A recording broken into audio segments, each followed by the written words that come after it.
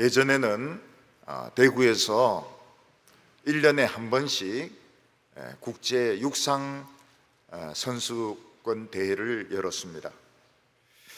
그러면 우리 교회는 굉장히 불편합니다. 왜냐하면 대구 중심에 있기 때문에 이 마라톤 대회가 우리 교회를 둘러서 가게 되는데 꼭 또 이 주일날 예배 시간에 마라톤 대회를 하게 됩니다. 휠체어를 타시는 우리 집사님이 계신데 육상 경기 대회 때는 1시간 전에 집에서 출발해서 예배 시간에 맞추어서 오게 된다고 했습니다. 근데 그런 불편한 점도 있지만 좋은 점도 있습니다. 그게 무엇인가 하면 예배 보러 오면서 또 예배 보고 가면서 그 세계적인 마라톤 선수들의 그 달리는 모습을 우리가 보게 되는 것입니다. 그래서 우리 성도님들이 열심히 박수를 치면서 응원을 합니다.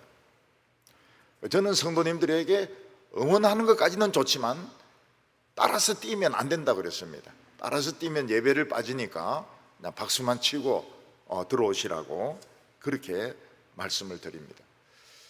국제 육상 대회가 열리면서 우리가 우사인 볼트 같은 사람을 다 봅니다. 이 우사인 볼트 같은 사람은 이 완전히 그 도미니카의 국보급의 선수거든요. 그 사람 보면 키도 큰데 단거리를 하는 걸 보면 막 미사일이 발사되는 것 같습니다. 얼마나 이 키가 큰 사람이 그냥 저력 있게 뛰는지 모릅니다. 한 번은 우리 교인 집에 신방을 가니까 그게 이제 선수촌 아파트였던 것입니다. 그 집이 우사인 볼트가 살던 집이라고 이야기합니다. 내가 앉은 이 자리에 혹시 볼트가 앉았을까 이러니까 또 그분도 굉장히 재미가 있어서 그럴 가능성이 굉장히 높다고 이야기를 했습니다. 그래서 그 신방이 굉장히 은혜스러웠습니다. 볼트 때문에, 우사인 볼트 때문에 굉장히 은혜스러웠습니다.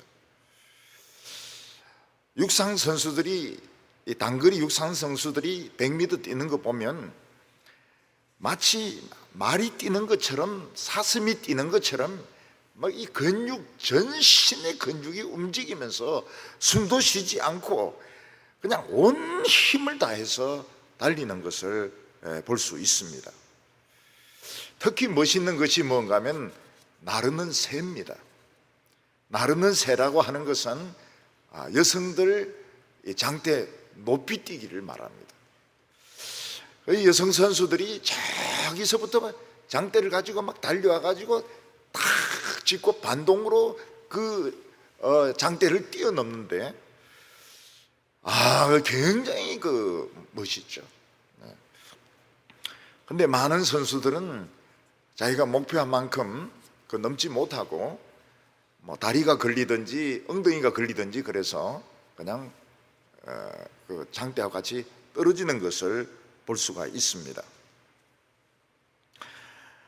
우리는 이 세상을 살아가면서 어떤 목표를 가지고 살아갑니다. 고3 학생들은 좋은 대학에 합격하는 것을 목표로 해서 열심히 공부를 합니다. 직장인이나 공무원이나 군인들은 성진을 목표로 해서 열심히 일을 합니다. 그런데 문제는 노인들입니다. 노인들은 지금 살아갈 시간이 많지가 않습니다. 그리고 웬만한 것은 다 해봤습니다. 책도 읽어봤고 영화도 봤고 뭐 놀러 가는데도 다 가봤습니다. 그러니까 이 노인들이 어떤 목표를 가질 수가 없는 것입니다. 특히 이제 은퇴를 하신 노인들이 삶의 목표를 가지기가 어렵습니다. 그래서 많은 노인들은 하루하루 건강하게 사는 것을 목표로 삼는 것으로 볼 수 있습니다.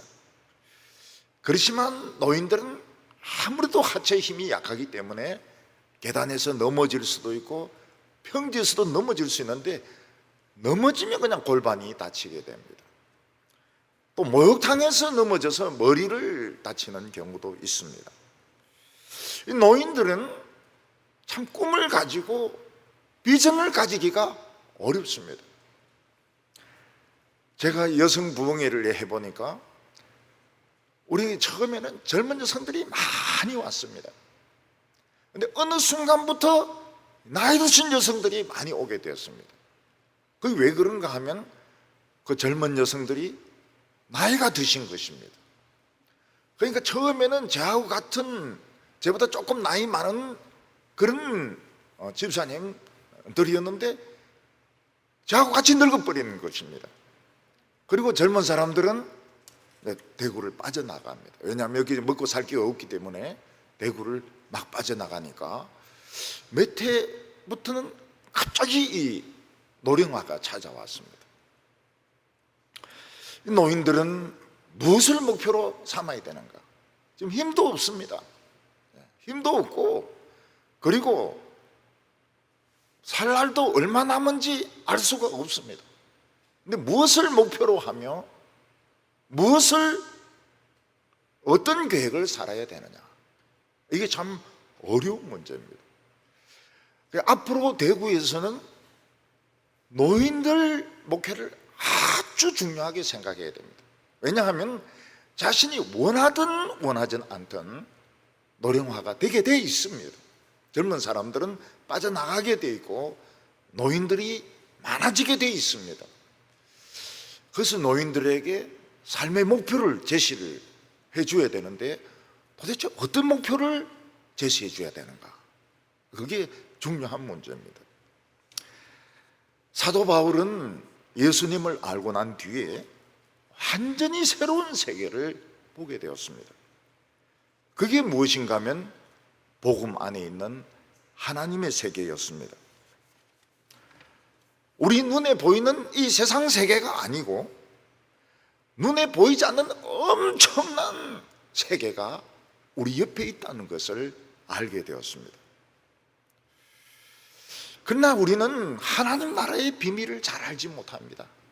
왜냐하면 우리는 이 세상에서 태어났고 이 세상에서 자랐고 필요한 모든 것을 세상에서 얻고 있습니다. 그래서 우리에게는 세상에서 성공하고 세상에서 유명해지는 것이 중요합니다. BTS 같이 세상에서 유명해지는 것이 중요합니다. 그런데 사도 바울은 예수를 믿고 난 뒤에 새로운 인생 목표가 생기게 되었습니다. 그게 구체적으로 무엇인지 말하지는 않습니다. 단지 예수 그리스도의 고난에 참여하려 하고 예수 그리스도의 부활에 자기가 참여하려고 한다, 이렇게 말하고 있습니다. 우리가 보통 가지고 있는 기독교인들의 생각은 우리가 예수 믿고 나면 막 운동선수처럼 죽을 똥 살 똥 안 달려도 다 구원은 얻게 돼 있고 또 구원받은 사람은 부활하게 돼 있다, 되게 이제 그렇게 생각합니다. 근데 사도 바울이 발견한 것이 무엇인가 하면 우리가 열심히 달려서 천국문 가까이 갔을 때 아주 미끄러운 길이 있는 겁니다. 거기서 이제 미끄러지면 어디로 갑니까? 지옥으로 떨어집니다. 천국까지 다 달려갔는데 미끄러지면 지옥으로 떨어지는 겁니다. 한평생 수고하면서 하나님의 일을 한다고 했는데 미끄러지면 그 천국문 다 가서 지옥으로 떨어지는 겁니다. 어떤 사람들은 구원의 확신을 가진 나머지 아무것도 안 하고 있습니다. 아무것도 안 하면 나가지질 않습니다. 좁은 문을 찾았지만은 좁은 길로 계속 기어가야 됩니다. 그래서 막 진흙탕도 기어가야 되고 돌짝밭도 기어가야 되고 그 다음에 가시밭길도 막 기어가야 됩니다. 온갖 어려움을 다 이기고 가야 천국문에 들어갈 수 있는데 사형리 같은 거 배우고 난 구원의 확신을 가지고 있다, 그래서 안 가요. 안 가면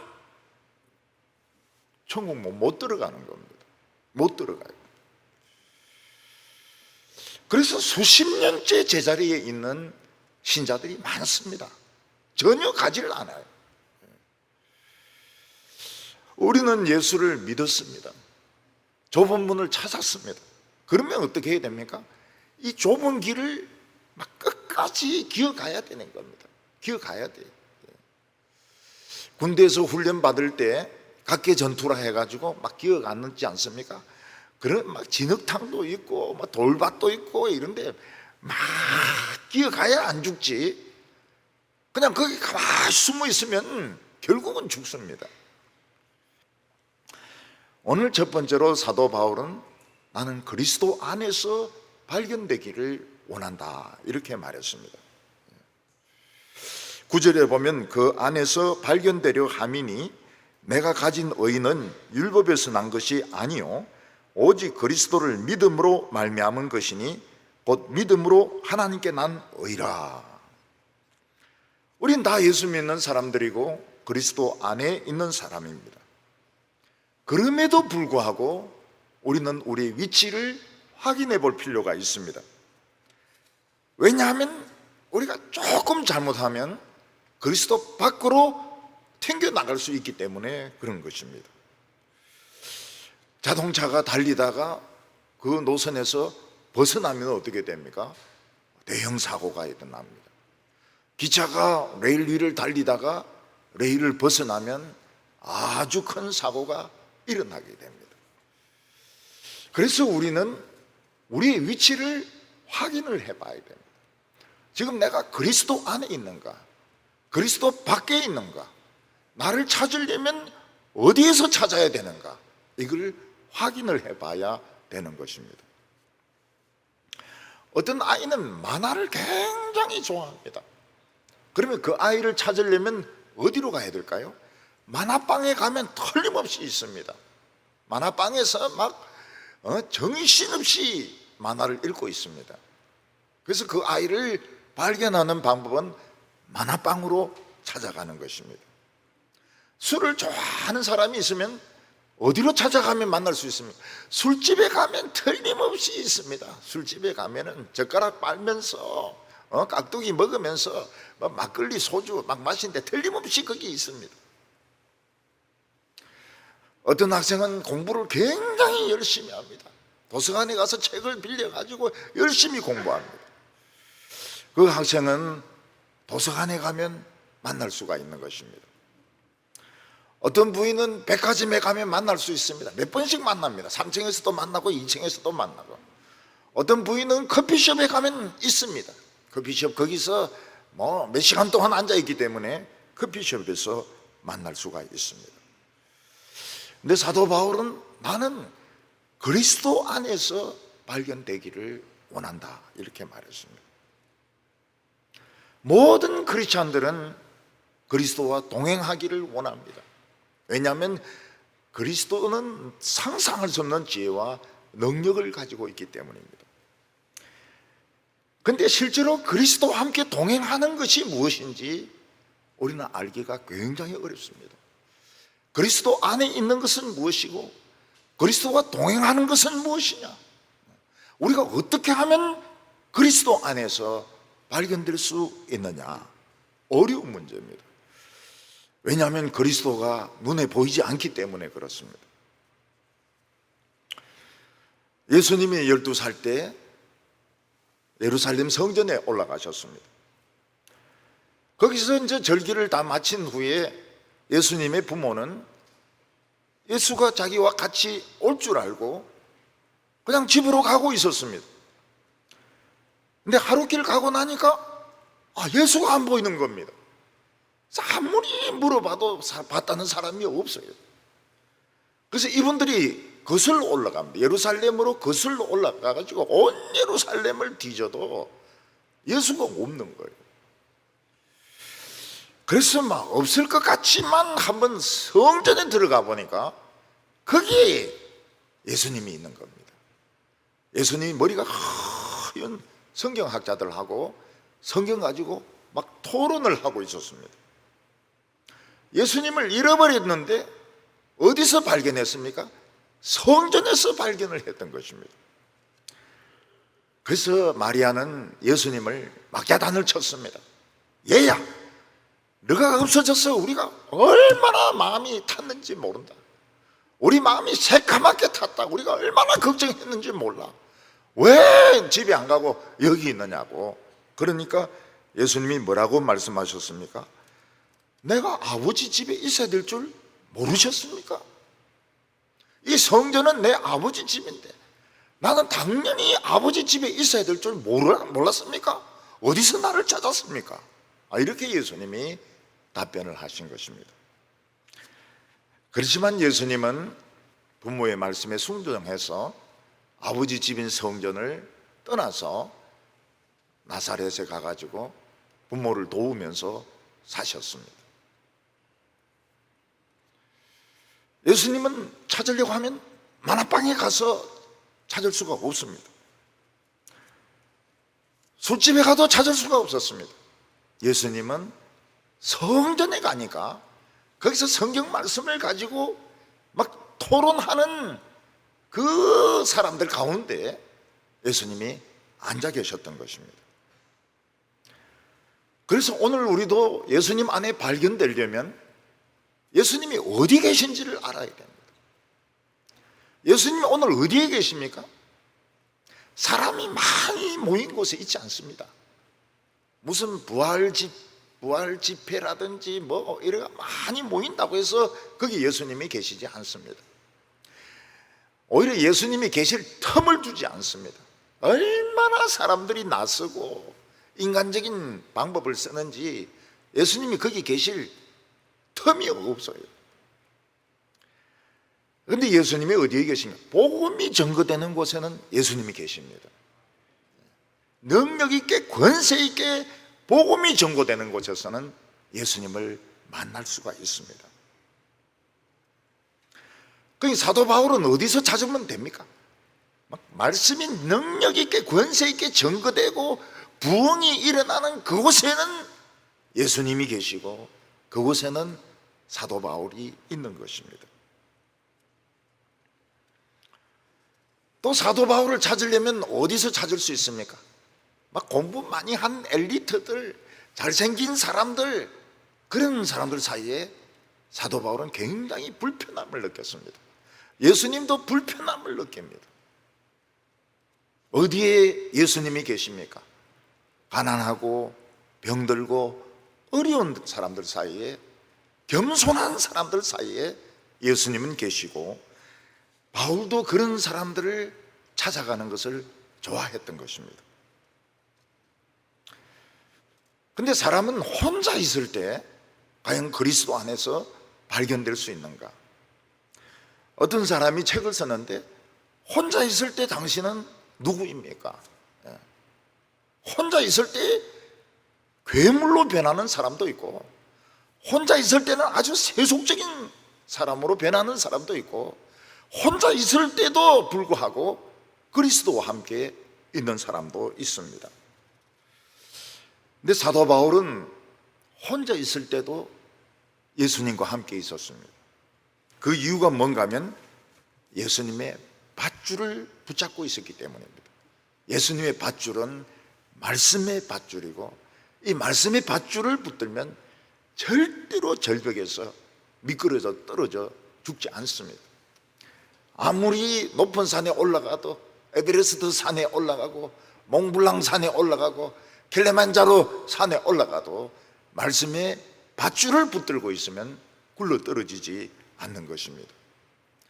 여기 보면 내가 가진 의인은 율법에서 난 것이 아니오 이렇게 말하고 있습니다.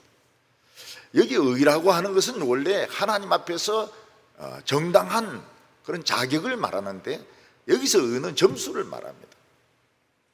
옛날 사도 바울은 율법에서 점수가 최고였습니다. All A 플러스였습니다.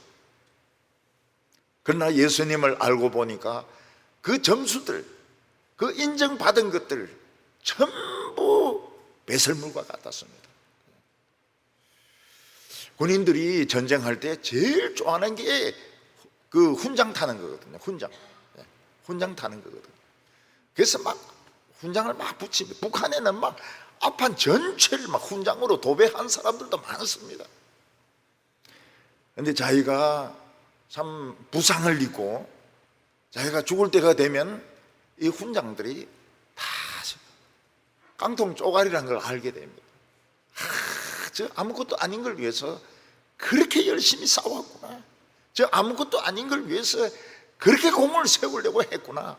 이런 생각을 하게 되는 것입니다. 사도 바울은 그리스도를 믿음으로써 진짜 하나님의 인정을 받기를 원했습니다. 그리스도를 믿는 것이 무엇입니까? 하나님은 살아계신다는 겁니다. 하나님은 살아계신다. 우리가 말로는 하나님은 살아계신다 이렇게 하지만 사실 현실 가운데서 하나님이 살아계시며 하나님이 일하고 계시며 하나님이 우리를 돕고 계신다는 것을 인정하는 경우는 많지가 않습니다. 내가 해야 됩니다. 내가.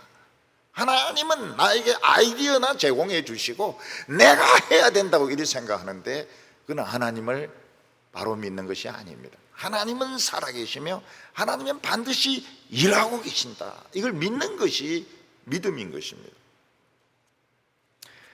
하나님께서는 우리 한 사람 한 사람에 대해서 좋은 계획을 가지고 계신다는 걸 믿는 것이 믿음인 것입니다. 지금 상황은 악화되고 있습니다. 가능성은 별로 없습니다. 그렇지만 하나님은 좋은 계획을 가지고 계신다. 이걸 믿는 겁니다. 끝까지 믿는 것입니다. 세상 사람들은 이 믿음의 점수를 인정해 주지 않습니다. 지렁이라도 밟으면 꿈틀한다고 했는데 하나님 백성들이 어려우면 막 살려고 몸부림이라도 쳐봐야 됩니다. 근데 하나님이 계시기 때문에 예수 믿는 사람들은 몸부림조차도 안 치는 겁니다. 다른 사람에게 도와달라고 부탁도 하지 않는 것입니다. 그래서 본인도 답답하고 주위에 있는 사람도 답답합니다. 그러나 그는 무엇을 붙들고 있습니까? 하나님의 약속을 붙들고 있습니다. 하나님의 이 말씀의 약속은 썩은 밧줄이 아닙니다. 약한 밧줄이 아닙니다. 끊어지는 밧줄이 아닙니다.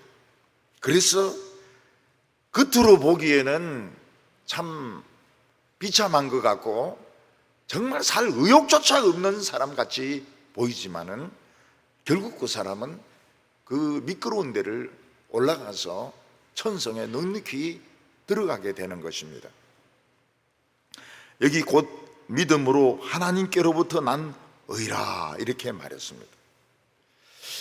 우리가 참 하나님을 기다리고 있는 동안에 하나님이 금방 응답을 안 해주십니다. 그럼 뭐 별의별 생각이 다 듭니다. 하나님은 내가 소원하는 것이 하나님의 뜻이 아닌가 보다. 다른 하나님의 뜻을 찾아야 되는가 보다. 내 믿음이 없어서 하나님께서 관심을 안 가져주시는가 보다. 별의별 생각을 다 합니다.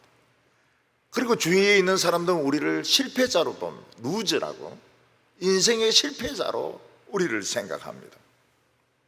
요즘 청년들은 루즈라는 말을 듣는 것을 굉장히 싫어합니다. 그런데 하나님의 때가 딱 되었을 때 하나님은 밧줄을 끌어올려서 우리를 꼭대기에 서게 하시는 겁니다. 그게 믿음으로 의를 얻는 것입니다. 하나님의 점수를 얻는 것입니다. 우리가 그리스도 안에서는 아무것도 안 되는 것 같습니다. 그렇지만은 하나님이 인정해 주시는 것은 바로 그 말씀의 밧줄을 붙들고 올라가는 그것만 인정해 주고 내 힘으로 성공하려고 하고 내 힘으로 하나님의 일을 하려고 하고 내 힘으로 선교하려고 하는 거 하나도 인정 못 받습니다. 끝에 가보면 완전히 이거는 공난으로 되어 있습니다. 그래서 미리 자기 힘으로 안 할 생각을 그걸 훈련을 받아야 되는데 그런 훈련을 받았어야죠. 그런 훈련을 안 받았으니까 막 용을 쓰고 막 애를 쓰고 막 이래야 되는데 그거는 돼도 점수가 없어요. 하나님을 기다려야 됩니다. 하나님을 기다려야 돼요. 어떤 구조대원이 칭찬을 받고 상을 받는 것은 고스톱을 잘했기 때문에 상을 받는 것도 아니고 볼링을 잘 쳤기 때문에 상을 받는 것도 아닙니다. 불이 나거나 홍수가 났을 때 이 사람은 용감하게 뛰어들어가서 사람을 건져내었기 때문에 칭찬을 받는 것입니다.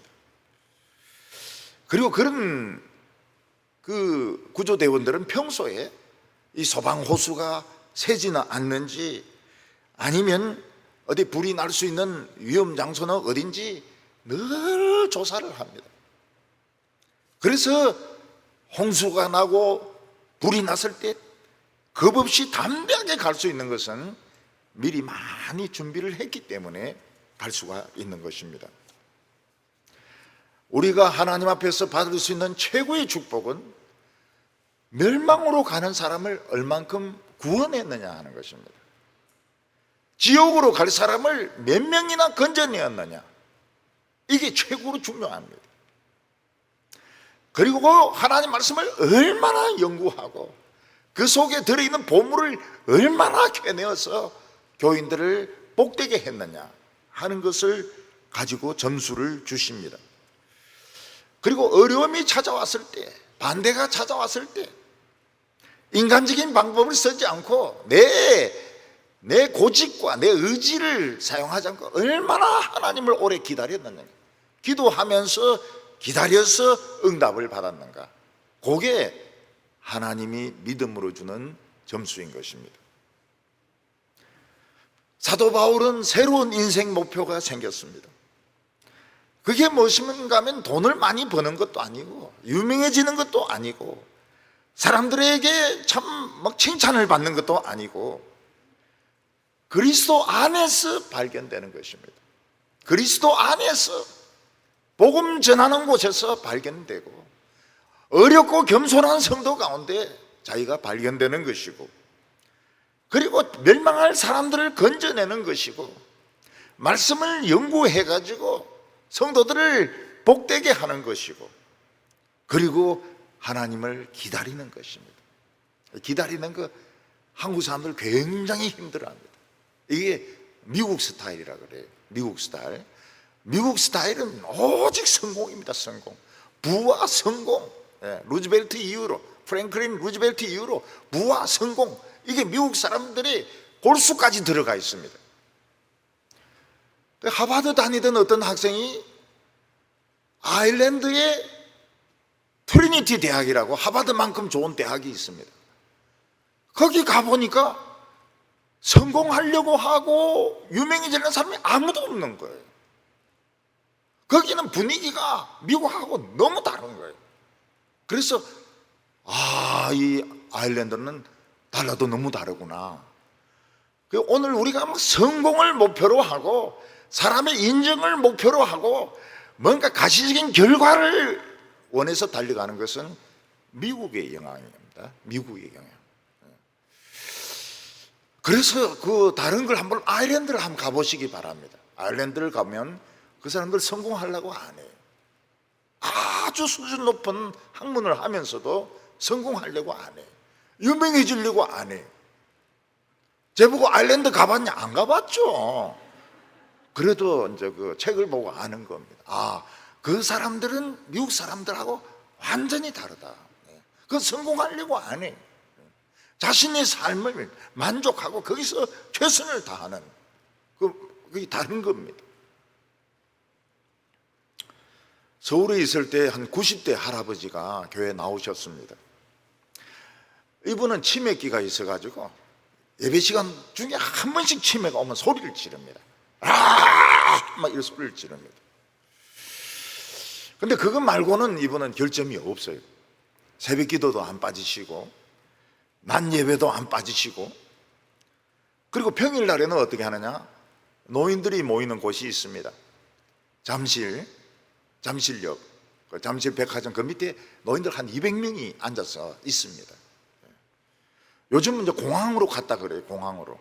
공항으로 가가지고 비행기 뜨는 것도 보고 내리는 것도 보고 무료로 그 전철 타고 지하철 타고 가기도 하고 이런다는데, 이제 옛날에는 그 잠실 백화점 밑에 거기에 한 노인들 한 200명 정도가 그냥 앉아 있어요. 그냥 하루 때우려고. 집에 있으면 며느리가 불편하지 않습니까? 그러니까 나와 있는 겁니다.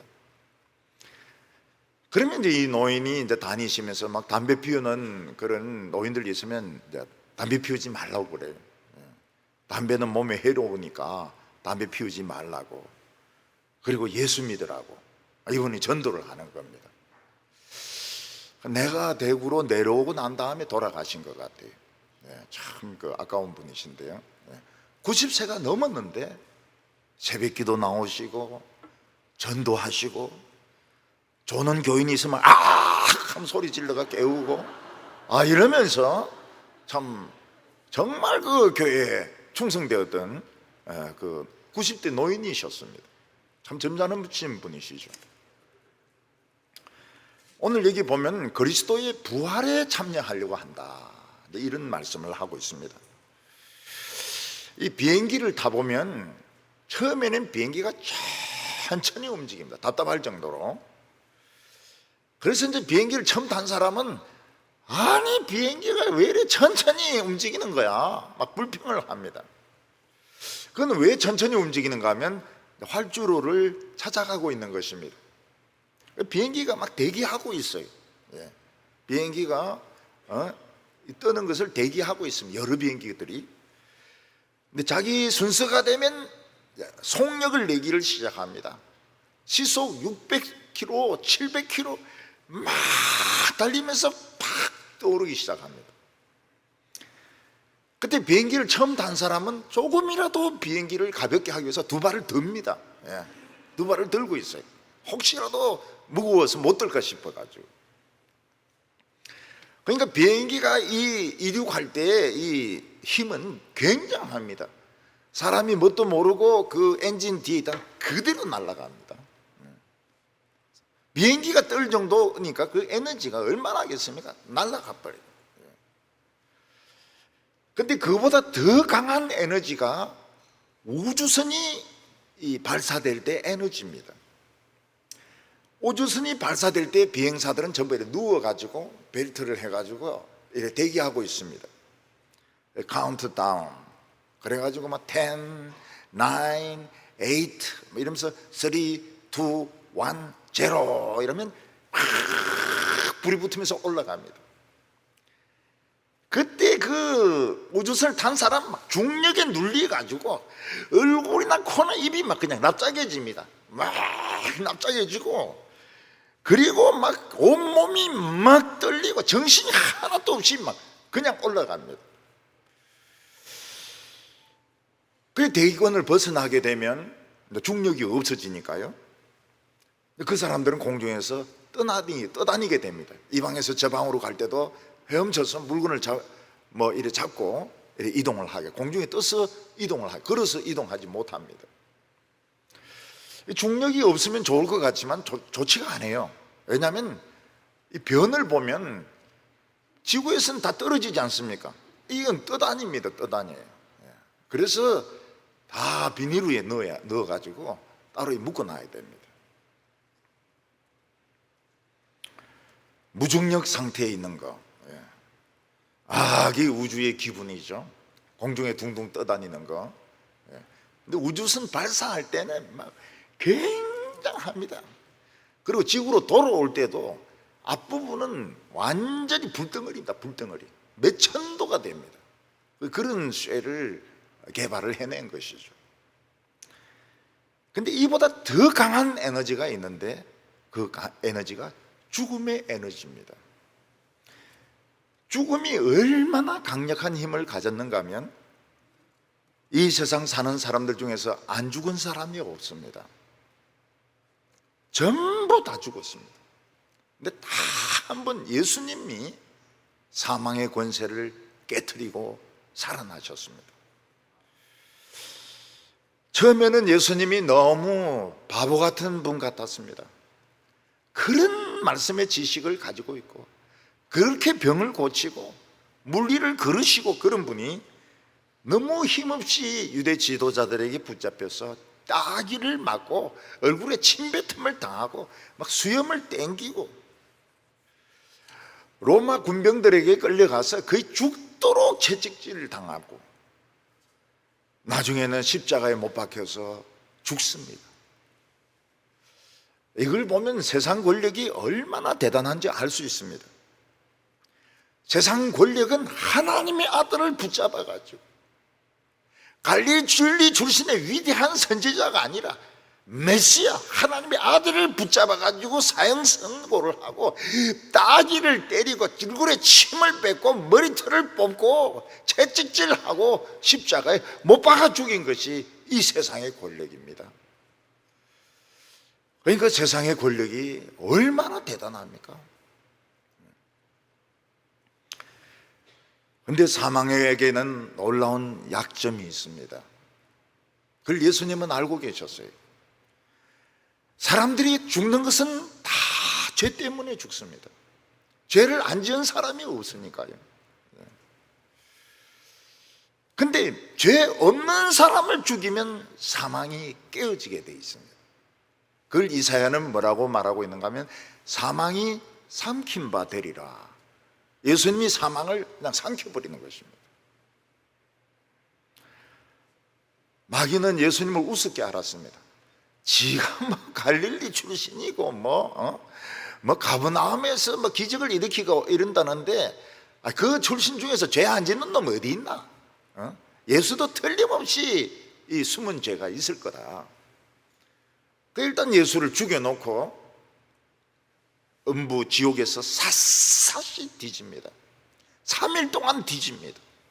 모든 것을 뒤집니다. 근데 마귀는 예수님을 너무 우습게 알았죠. 예수님은 진짜 죄가 하나도 없었습니다. 그때 마귀가 아이고 우리가 실수를 했구나. 예수님이 일어나셔서 사망의 권세를 깨트려 버립니다. 죄의 권세를 깨트려 버립니다. 마귀의 머리통을 철장으로 때려가지고 머리를 부숴버립니다.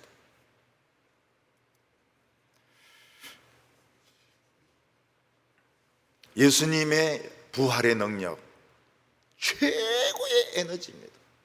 저 지옥 끝에 있는 예수님을 하나님 보좌 우편으로 올린 이 에너지야말로 최고의 에너지인 것 같습니다. 우주선의 에너지하고 비교가 되지 않습니다. 10절과 11절 보면 내가 그리스도와 그 부활의 권능과 그 고난의 참여함을 알고자 하여 그의 죽으심을 본받아 어떻게 했으든지 죽은 자 가운데서 부활에 이르려 하노니. 사도 바울은 예수님의 부활을 본 사람입니다. 그는 예수님의 부활을 믿지 않았습니다. 예수는 지금 어디서 썩고 있다. 이 미친 광신도들이 예수를 살았다고 지금 거짓말하고 있다. 이 광신도들을 다 잡아서 이 감옥에 가두어야 된다 이러면서 다메섹으로 가고 있었습니다. 근데 부활하신 예수님, 하나님 같은 분이 나타났습니다. 사울아 사울아 내가 어찌하여 나를 핍박하느냐. 주님 누구십니까? 나는 내가 핍박하는 예수라. 나는 내가 핍박하는 예수라. 예수님은 살아계셨습니다. 최고의 에너지를 가지고 살아계셨습니다. 예수님은 누구든지 원하는 자를 다 살릴 수 있는 에너지를 가지고 계셨던 것입니다. 사도 바울은 죽었다 살아나는 체험을 합니다. 루스드라에서 복음을 전하다가 유대인들이 이 시기를 해가 돌을 던져가지고 때려서 죽입니다. 죽였는데 형제들이 기도하니까 살아나요. 여러분 돌로 쳐 죽이면 어때요? 머리가 깨어지고 코가 깨어지고 눈알이 빠지고 막 이빨이 다 나가고 완전히 몸이 이제 걸레처럼 됩니다. 근데 형제들이 기도한 순간 그거 다 없어져 버렸어요. 그냥 원래 바울의 모습으로 일어나는 것입니다. 사도 바울은 자기가 세 번째 하늘에 올라가 봤다고 이야기했습니다. 세 번째 하늘에 올라가서 도저히 말로 표현할 수 없는 소리를 들었다고 말하고 있습니다. 그 세 번째 하늘이 천사들이 있고 하나님이 있고 예수님이 계신 곳입니다. 그런데 사도 바울은 아직 자기는 그리스도의 고난에 참여하기를 원한다고 말했습니다. 왜 그리스도의 고난에 참여하기를 원합니까? 그리스도의 고난이 뭐 부족한 게 있습니까? 그렇지 않습니다. 예수님의 고난은 충분합니다. 그렇지만 우리가 말씀대로 살려고 하면 많은 핍박을 받습니다. 경제적으로 어렵습니다. 세상에서 인정을 받지 못합니다. 자랑할 것이 아무것도 없습니다. 큰 소리 칠 것이 없습니다. 어떤 때는 먹을 것이 없어서 굶어 죽게 될 때도 있습니다. 그런데 사도 바울은 두 가지를 알고 있습니다. 어떻게 성도들이 이 부활의 능력을 나타낼 수 있는가? 그 하나는 이런 환난이 닥쳐가지고 굶어 죽게 되었을 때 도망치지 않고 말씀대로 순종해서 살면 기적이 일어납니다. 말씀의 역사가 일어납니다. 그날 기도했던 것이 그날 이루어지기도 합니다. 참 신기해요. 아침에 와서 예배 보기 전에 기도한 것이 예배 보고 가면 이루어져 있는 것입니다. 왜 그렇습니까? 그 사람은 그 고난 가운데 하나님의 말씀을 붙잡았기 때문입니다. 저는 옛날에 평신도 선교사로 가기를 원했습니다. 근데 아무도 저를 파송해 주지를 않았습니다. 왜냐하면 자격이 없으니까요. 하나님의 말씀을 읽는데 하나님이 이렇게 말씀하셨습니다. 나는 말이 통하지 않는 이방인에게 너를 보내는 것이 아니라 같은 말을 쓰는 민족에게 너를 보낸다. 그 말씀을 하셨습니다. 그들이 내 말을 듣지 않을 것이라고 이야기를 하셨습니다. 그래서 저는 평신도 선교로 가는 것을 중단했습니다. 그리고 우리 안에서 성경 공부하고 목회를 했습니다. 안 듣는 사람들 많아요. 진짜 안 듣는 사람들 많아요. 저는 우리 교회에 대해서 지금 아첨하는 말이 아닙니다. 참 놀라운 일입니다. 20년 동안 지금 설교 듣고 앉아 있다는 것은 참 대단한 일입니다. 대단한 일이에요. 서울 같으면 애누리가 없습니다. 딱 들으면 딱 집어치웁니다. 재미있게 해줘야 돼요. 재미있게 해줘야 되고 오락처럼 해줘야 되고 사람을 막 띄워줘야 되고 우리가 사람 띄워줍니까? 안 띄워줘도 참고 있어요. 양반이라서 그런 것 같아요. 사도 바울은 주님의 발자취를 따라가기를 원했습니다. 예수님이 끝에 비참하게 죽으시고 3일 만에 부활하셨습니다.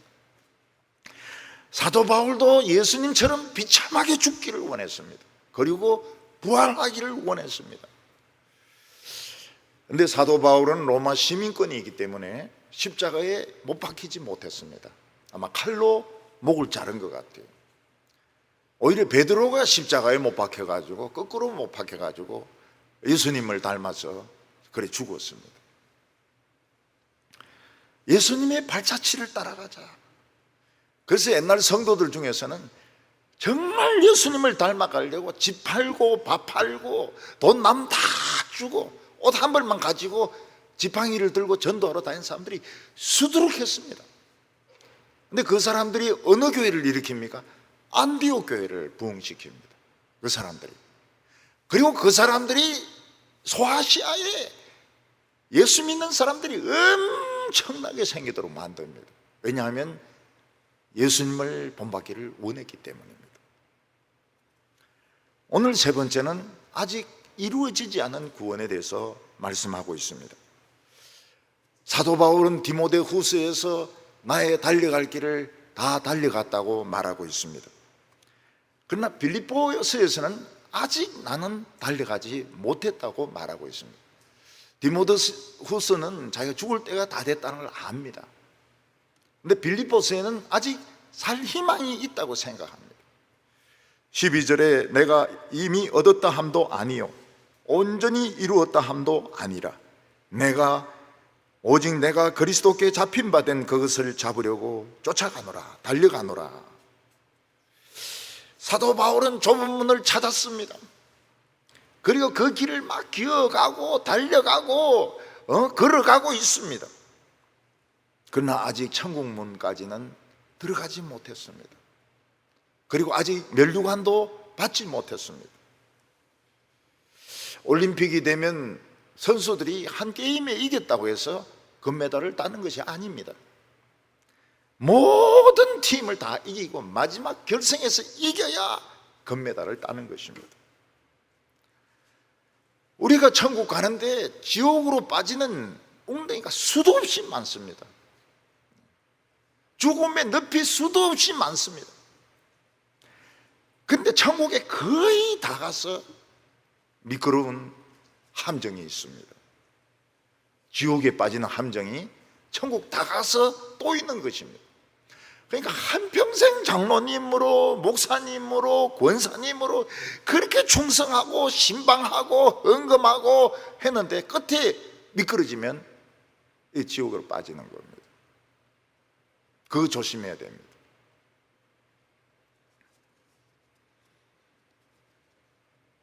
어떤 분은 복음을 전해가지고 목회자가 수십만 명의 교인들을 모았습니다. 그런데 그게 명확한 복음이 아닌 거예요. 그러면 수십만 명을 지옥에 빠뜨리는 겁니다. 자기도 지옥에 들어가고요. 복음은 명확해야지 두리뭉실이로 하면 안 됩니다. 두리뭉실이로. 그는 복음 전도자가 아니고 영적 사기꾼이었던 것입니다. 사기꾼은 나가서 빠집니다. 미끄러져서 지옥의 그 길로 빠지게 됩니다. 못 올라와요. 어떤 미국의 유명한 목사가 있습니다. 세계적인 인물입니다. 이름을 대면 알 수 있습니다. 근데 그 사람이 그렇게 유명해지고 난 뒤에는 뭐라고 말합니까? 예수 안 믿어도 구원받을 수 있고 동성애자들도 구원받을 수 있다. 그렇게 이야기합니다. 그분의 책이 우리나라에서 100만 부 이상 팔렸습니다. 나도 그거 샀는데 그거 어떻게 살 사람이 있으면 팔아야 되겠어요. 유명합니다. 막 배도 이리 나오고 막 수염도 있고. 근데 그거 유명해지니까 명확하게 하지 못해요. 그냥 반대하는 사람들이 막 생기니까 두리뭉실이로 예수 안 믿어도 구원받고 타 종교도 구원받고 동성애자도 구원받고. 어떤 목사는 참 뛰어난 능력으로 정말 솔직한 심정으로 복음을 전해가지고 교회가 10,000명 이상이 되었습니다. 그리고 방송을 통해서 많은 영향을 미쳤습니다. 근데 몇 년 전부터 다른 여자와 동거한 것이 드러나가지고 그 본인은 이야기 안 했는데 친구가 목사인 겁니다. 그 친구가 이야기를 했어요. 이 목사 도망갔습니다. 찾을 수가 없어요. 찾을 수가 없어요. 아주 유명한 목사입니다. 저도 봤어요. 어떤 목사는 이 병을 많이 고쳤습니다. 병을 저는 사람들 걷게 만들고 휘체에 앉아 있는 사람 일어서게 만들고 막 수만 명이 막 울면서 막 찬양하는데 제가 굉장히 감동을 받았습니다. 그런데 이 사람 돈이 너무 많은 거예요. 돈이 너무 많이 들어온 거예요. 그래서 이 사람은 바닷가에 막 별장을 짓고 요트를 사고 막 굉장히 화롭게 사는 겁니다. 사람들은 그 사람을 사기꾼으로 의심하고 있습니다. 기자가 와서 물었어요. 당신이 병 낫는다고 하는 거 사기가 아니냐? 본인은 사기가 아니라 그래요. 그런데 그 사람들 그 사람 끝났다고 봅니다. 그 사람 끝났다. 어찌 주님의 종이 돈이 그렇게 많을 수가 있느냐? 돈이 그렇게 많을 수가 있느냐? 사람이 늙으면 노욕이라는 게 있습니다. 노욕이라는 게 있습니다. 교회 건물에 엄청나게 집착을 합니다. 엄청나게 집착하고 자기 자리나 감투에 엄청나게 집착을 합니다. 노욕은 진짜 무서워요. 진짜 무서워요. 할머니들 교회에서 떡 받아가지 않습니까? 떡 안 나눠 먹습니다. 구석구석에 이거 숨겨놓아요. 그리고 잊어먹어버립니다. 그 구석구석에서 썩는 냄새가 나요. 썩어도 좋아요. 안 나눠 먹어요. 왜냐하면 내 거니까. 이 노욕이 그렇게 무서운 겁니다. 감투 전부 아이고 이제 좀 그만하십시오. 그 말 안 통합니다. 절대 안 통합니다. 노욕이라고 하는 것은 굉장히 무서워요.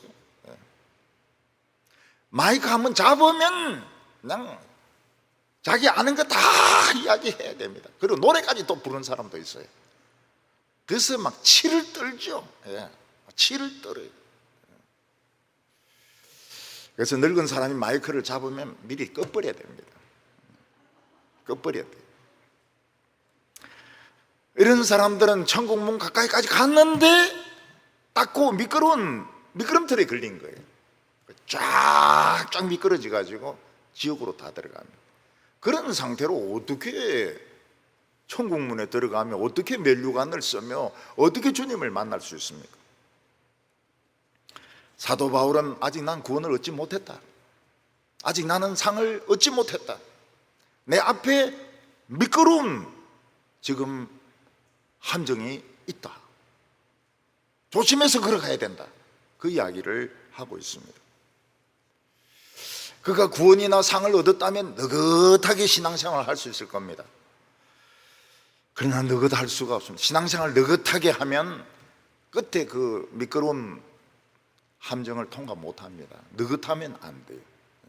느긋하면 마치 이번에 브로드 포인트에서 떨어져 죽은 무려 13개 봉우리를 정복을 안 했습니까? 14개째를 올라가는데 그냥 크레바스에 빠져가지고 죽었습니다. 느긋할 수가 없어요. 신앙생활 어떻게 그래 느긋하게 할 수 있습니까? 느긋하게 하면, 목회를 느긋하게 하면 고 빠지는 겁니다. 고 빠지고 못 건져내요. 사도 바울은 나는 아직 천국문에 못 들어갔다. 나는 아직 면류관을 얻지 못했다. 나는 아직 온전히 하나님 일을 하지 못했다. 너무 적은 일을 했다는 겁니다. 나는 다 이루지 못했다. 너무 조금 흉내만 냈을 뿐이다. 예수님이 자기를 잡으려고 하시는데 자기는 그 손을 잡으려고 지금 막 달려가고 있다. 예수님 손을 잡아야 그 미끄럼 함정에 안 빠지거든요. 사도 바울은 예수님을 잡으려고 그러고 예수님은 사도 바울을 잡으려고 그러고 그래서 막 지금 달려가는 겁니다. 여러분, 비행기가 지금 막 떠나고 있습니다. 그런데 그 포로로 붙들린 사람들이 막 뛰어갑니다. 뛰어가요.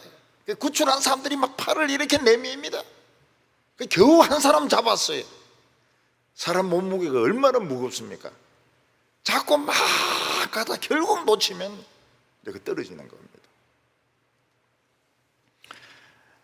우리가 하나님을 할 수 있는 시간은 너무 짧습니다. 젊었을 때는 공부한다고 시간을 다 써버립니다. 그리고 한창 때는 돈 번다고 다 써버립니다. 세상 일 한다고 다 써버립니다. 이제 주님의 일 좀 하려 하니까 은퇴가 돼가지고 아무도 써주질 않습니다. 대표기도도 안 시켜줘요. 대표기도도 안 시켜주고 일도 안 시켜주고 그냥 뒷방에 들어가라 이거예요. 말도 하지 말라는 거예요. 마스크 2겹 쓰라는 거예요. 2겹이나 3겹 쓰고 말씀하지 말라는 거예요. 그 주님의 일을 할 시간이 너무 없어요. 우리 자신을 위해서 산다고 주님을 위해서 일한 것이 없는 겁니다. 13절에 형제들아 나는 아직 내가 잡은 줄로 여기지 아니하고 오직 한 일 뒤에 있는 것은 잊어버리고 앞에 있는 것을 잡으려고 표대를 향하여 그리스도 예수 안에서 하나님이 위에서 부르신 부름의 상을 향하여 달려가노라. 우리는 아직 잡은 줄로 여기지 않습니다. 뒷일은 잊어버리고 과거의 일은 잊어버리고, 요즘 사람들 옛날같이 사진첩을 이렇게 넘기면서 옛날 회고에 빠진 사람은 없습니다. 그런 시간이 없어요. 커피 마셔야죠. 개똥 치워야 되죠. 애 유치원 보내야 되죠. 언제 그 앨범을 넘기면서 옛날 회고에 빠집니까? 지금 예수님은 막 우리 손을 막 잡으려고 하고 있습니다. 그 사도 바울은 그 손을 놓치지 않으려고 막 달려갑니다. 예수님 내 손을 딱 잡으셨어요.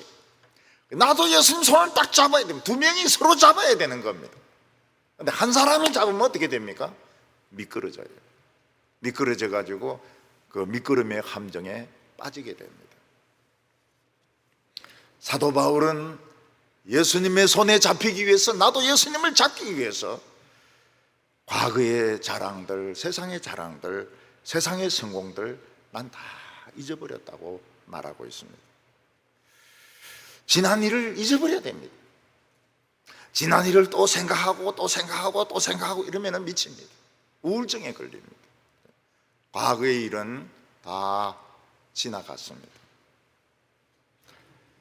근데 사람 나이가 들수록 옛날 일이 막 생각이 나요. 안 좋은 것만 생각이 납니다. 안 좋은 것만 생각이 나요. 다른 사람이 나에게 못되게 한 것만 막 생각이 납니다. 그래서 막 미워하고 또 미워하고 또 미워하다가 병이 오는 겁니다. 사도 바울은 표대가 있습니다. 저 표대 안에는 주님을 잡아야 됩니다. 주님의 손에 붙잡혀야 됩니다. 그래서 거기를 향하여 막 결사적으로 뜁니다. 결사적으로 뜁니다. 주님이 딱 잡으시고 자기도 주님 손을 딱 잡고, 그러면 이제 헬기나 비행기 안에 탁 들어와 가지고 구원을 받고 그 미끄럼의 틀에서 이제 넘어갈 수가 있는 것입니다. 사도 바울은 진짜 상은 이 세상 인간이 주는 것이 아니라고 말했습니다. 저는 참 이 세상에서 상을 별로 받아본 적이 없어요. 왜 상을 별로 받아본 적이 없는가 하면 학교를 제대로 안 다녀가지고 상을 제대로 받아본 적이 없습니다. 그런데 상을 한번 받았어요. 한 번 딱 받았습니다. 총신 졸업할 때 1등상을 딱 받았습니다. 그러니까 교인 중에서 사진을 잘 찍는 사람이 있는데 기자같이 앞에 나와서 팍 찍고 막 이렇게 했습니다. 딴 사람이 빨리 가라 그래요. 기자도 아닌데 왜 앞에 와서 사진 찍고 이러냐고. 그때 우리 교회 권사님이 그 졸업식에 왔습니다. 옆에 사람 막 찝찝거립니다. 옆에 사람은 지금 졸업식 예배 드리러 왔는데 막 찌르는 겁니다. 지금 저 상 타는 사람이 누군지 아요? 모르죠. 우리 언니 사위 아닌겨 막 이러면서. 자관 이 할머니들은 이 입을 다물고 있을 수가 없어요. 입을 다물고 있을 수가 없습니다. 세상에서 받는 상은 다 가짜 상입니다. 나는 이만하게 종이에 싼 거를 주길래 돈인 줄 알았어요. 야, 이거 한 200만 원 정도 되겠구나. 그래서 이제 기쁨으로 받아가지고 집에 가서 풀어보니까 엄청나게 무거운 성경책 하나 들어가 있어요. 엄청 실망했습니다. 실망했는데 나중에 가만히 생각해 보니 그게 맞더라고요. 성경책 받는 게 맞겠더라고요. 돈을 받았으면은 그 뭐 돈 어디 쓰겠습니까? 뭐 책이나 사고 뭐 그렇죠. 옆에 사람이 이래도 신경 쓰지 마세요. 내가 뭐 데리고 살 것도 아니고, 뭐 그 사람은 그 사람의 길이고 내 길은 내 길이고, 형제도 마찬가지입니다. 지는 지 길 가는 길이고 나도 내 길 가는 길이고, 사자도 새끼일 때나 막 서로 뒹굴고 어울리고 막 싸우고 이렇게 하지만 크면은 이제 다 떠나가지고 자기 먹을 거 자기 사냥 해가지고 찾으러 가야 됩니다. 자기 일터를 찾아서 가야 됩니다. 그리고 쓸데없는 것으로 싸울 필요가 없습니다. 모든 일에 이길 필요가 없어요. 세상에 거의 모든 일은 이길 필요가 없는 겁니다. 그 이겼다고 해서 주님이 상 주시는 거 아닙니다. 여러분, 가만히 앉아 있으면 상도 없고 구원도 없습니다. 좁은 문을 찾았다 해서 구원받는 거 아닙니다. 그 길을 끝까지 기어가야 되고 달려가야 되고, 끝에 가서 그 노욕이라고 하는 아주 무서운 미끄럼틀, 그걸 통과해야 됩니다. 예수님 손잡고, 나도 예수님 손잡고 통과해야 됩니다. 늙어서 그 욕심, 늙은 그 영감탱이들의 그 욕심, 그 없는 사람이 없습니다. 감투 굉장합니다. 감투 욕심 눈 뜨고 못 볼 정도로 굉장합니다. 그 감투 하나 써야 직성이 풀리는 거예요. 여러분, 구원을 쉽게 생각하고 느긋하게 믿는 분들 절대로 본받지 마세요. 그 미끄럼 함정 통과 못합니다. 멸류관을 못 씁니다. 어떻게 하든지 다른 사람의 문제에 신경 쓰지 마세요. 그래서 하나님이 나를 부르신 그 부름을 향하여 끝까지 달려가서 상 받는 성도들 다 되시기를 바랍니다. 기도드리겠습니다. 위대하신 하나님 아버지, 오후 예배에 저희들 담대히 나오게 하여 주시옵시고, 우리가 어디에 있어야 되며 누구의 손을 잡아야 되는지 가르쳐 주심을 감사합니다. 너무나도 많은 함정들이 있습니다. 주여, 우리를 이 함정들로부터 지켜주시옵소서. 좁은 길로 걸어가는 것이 너무나도 어렵습니다. 진흙탕입니다. 돌짝밭입니다. 가시밭입니다. 찔리면서 다치면서 온갖 오물을 뒤집어 쓰면서 그 길을 끝까지 가게 하여 주시옵소서.